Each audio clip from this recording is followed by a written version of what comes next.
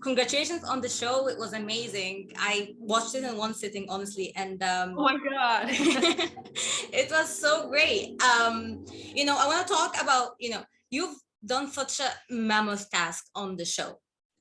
You've written it, you've directed it, and you acted in it. So I want to know, how was the process of juggling all that? What was the best part? What was the most challenging part? It's actually something that I have so much fun doing, even though it is an insane thing to take on. Probably the most challenging part was the sex scenes. They're obviously central to the story, and I wanted to make sure that directorially each one had a really distinct voice from episode to episode. But I was also, naked and and acting in these very exposed and exposing sex scenes. So that was probably the most terror-inducing, but it was an amazing challenge because I also got to be in control of something that, generally speaking, women on screen in sex scenes have no control over. But the fun of it is really, getting to birth your creation from start to finish in such a holistic way. It's such a fulfilling experience. It's one that, is just deeply nourishing as an artist for me. You wrote the script during the pandemic, right? Did that affect anything in the process? Well, I think it really served as a lifeline for me. I mean, we were in quarantine and I wrote this pretty early in quarantine, I think, to help myself navigate a lot of the depression and anxiety that I was facing, that I think a lot of us were facing, and the questions around relationships and desire and fantasy. And I think the story, while I conceived of it before the pandemic, became so much more resonant once I was in it. Yeah. This is such a personal and human story. And, this isn't also your first time to explore themes like that, like while balancing sort of the surreal realms and the, science fiction, with how it ends. I want to know more about that. Well, I guess does it take does it take the emotional intensity down a notch, or?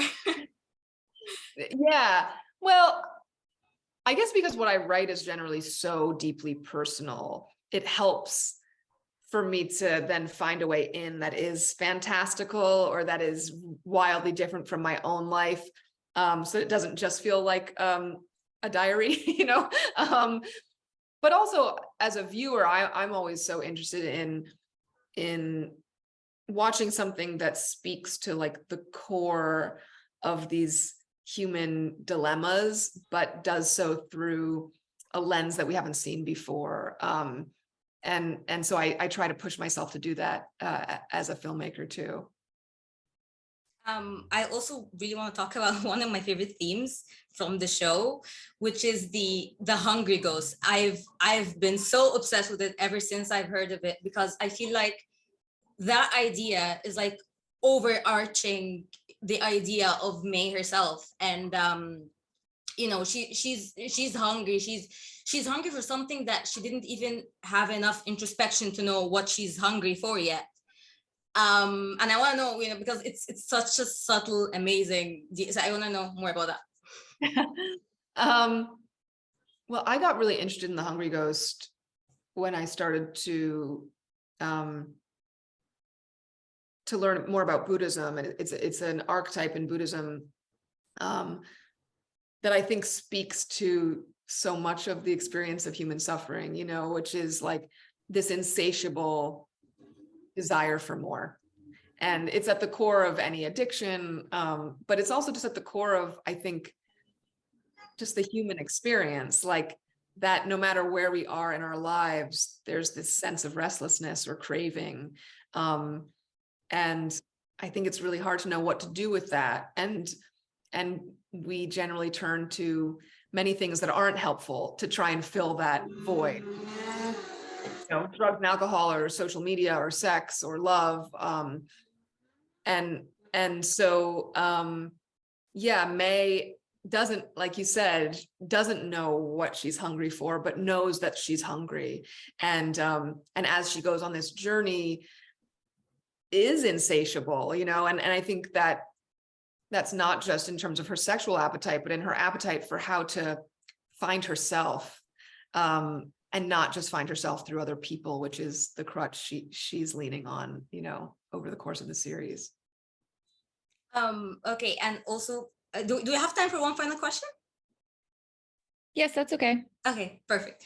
I want to really talk about Elijah and May, because I feel like their relationship, like it was the way it was portrayed with so much love and care, and like I think you were careful not to villainize like either of them. I think it was very gentle on both of them, and I want to know what it's like to write something like that, because I feel like most media works often sort of lean towards an extreme.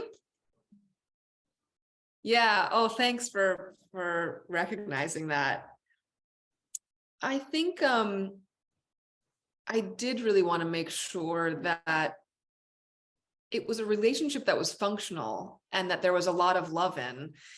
I don't think any relationship is black and white, even when it's clear that you have to leave it, I think it's so complicated to know what's worth fighting for, and what is sort of irreparable in a relationship. And so I wanted to be able to explore that between May and Elijah. And I wanted to explore grief, like grieving the end of a relationship, which I think May is sort of doing throughout the season.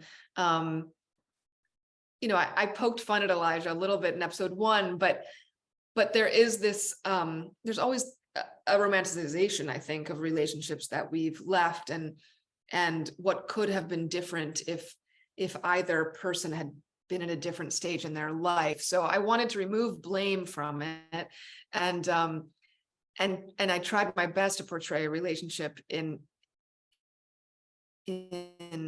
as many of its sort of complexities as I could. Yeah, I love that so much. I'm sorry. Oh my God.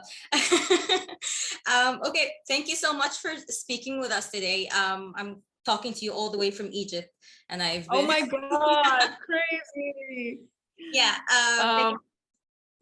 your work has reached the other side of the globe.